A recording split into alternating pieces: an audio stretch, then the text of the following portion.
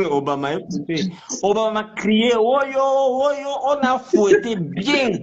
Il dit que dans la télévision, tu me demandes si j'ai peur de toi, si j'ai peur de tes questions, c'est quelle histoire ça?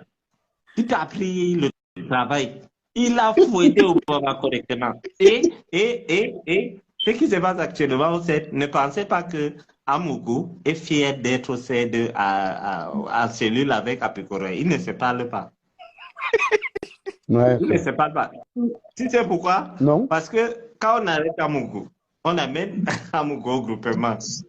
Pendant qu'on le posait des questions, il voit son beau-père arriver. Il dit, ah, mon colonel, heureusement que tu es là. Le colonel dit, non, je ne suis pas venu te voir, on m'a arrêté aussi. Non, c'est que le colonel Gars, demain il faut que tu racontes la partie. Demain il faut que tu racontes l'histoire qui va sur.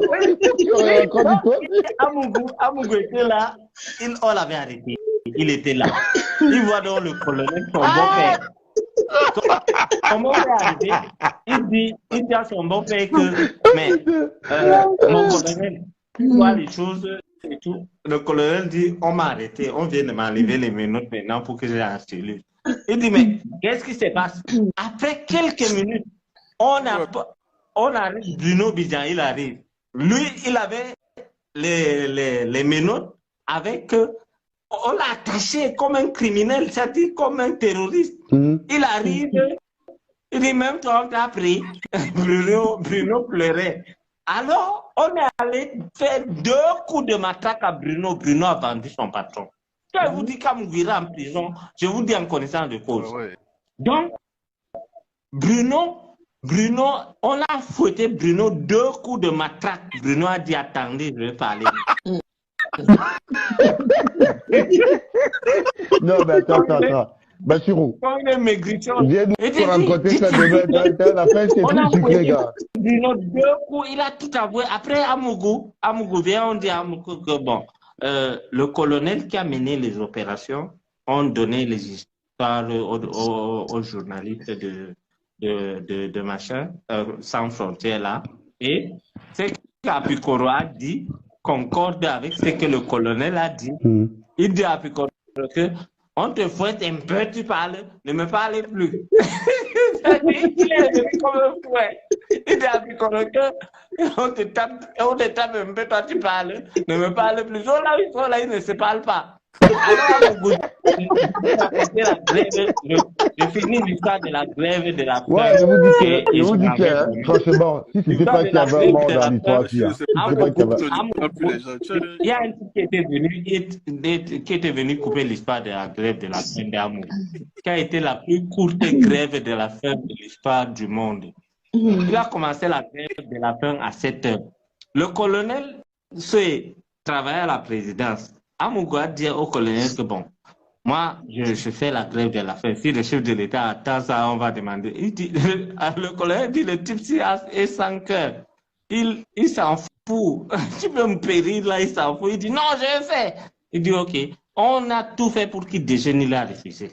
Alors, Mélissa, qui a sa maman, qui a aussi son mari en prison, dit à sa maman que le plat préféré de Amougou, c'est le sanga avec le sucre. Le sanga, c'est un plat traditionnel, les Kang, et tout. Donc, elle dit à sa maman que, elle appelle d'abord Amougou, que je t'apporte quoi à midi.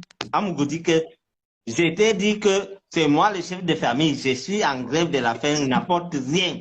Il a menacé sa femme. Il dit, je suis homme là, quand je parle, tu respectes. Il dit, ok. Mélissa a donc fait le coup avec sa mère, que bon, le plat préféré de mon mari, c'est le sanga. Prépare le sanga, tu peux donner à ton mari, qui est le colonel. La mère, la femme du colonel prépare donc le sanga. Elle vient donner au colonel. Et quand elle vient à la police au Cameroun, quand tu apportes la nourriture, on te demande de goûter. Et elle a goûté la nourriture et on demande que c'est pour combien de personnes. On a dit 2, on donne 2 cuillères. Donc, Apikoro et le colonel étaient assis de leur côté. Amougou, lui, dans sa tête, il est toujours homme là, malgré qu'il est en cellule. Il est allé s'asseoir au coin.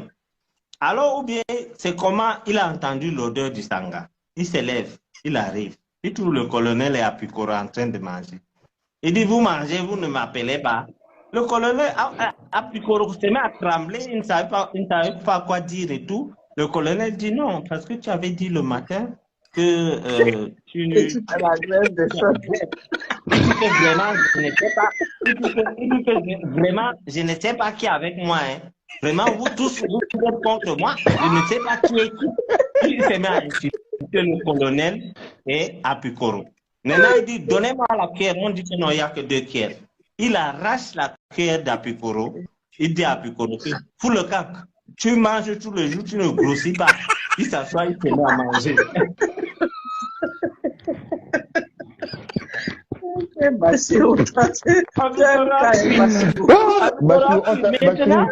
Maintenant, il y avait un autre problème, c'est pas fini.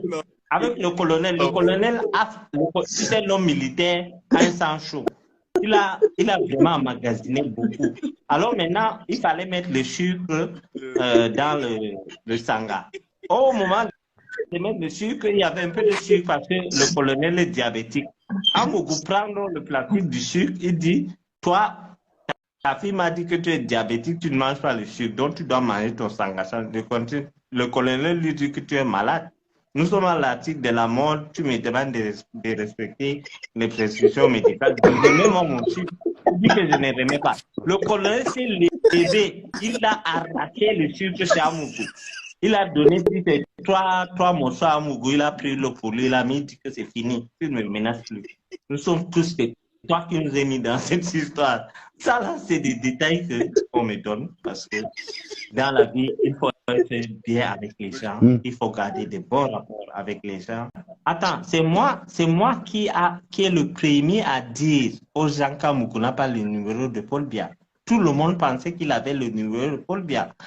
Et quand j'ai donc dit dans les médias, il a appelé un ministre pour faire ses CCA.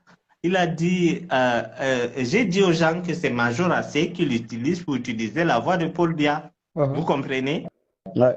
Alors, un jour, il appelle un ministre qui était déjà au courant, à qui j'ai dit que c'est Major AC qui l'intimide et tout. Un jour, il a dit au ministre que il faut me donner tel machin, sinon moi je vais réagir. Le ministre a dit, je ne donne pas, va dire à Major AC de m'enlever comme celui ton président. Connard, idiot. Et tu connard, va dire à Major AC de m'enlever. Comme vous imitez la voix du chef de l'État. C'est depuis que mes sorties qu'Amougou s'est calmé. Hein. De toute façon, bonne nuit.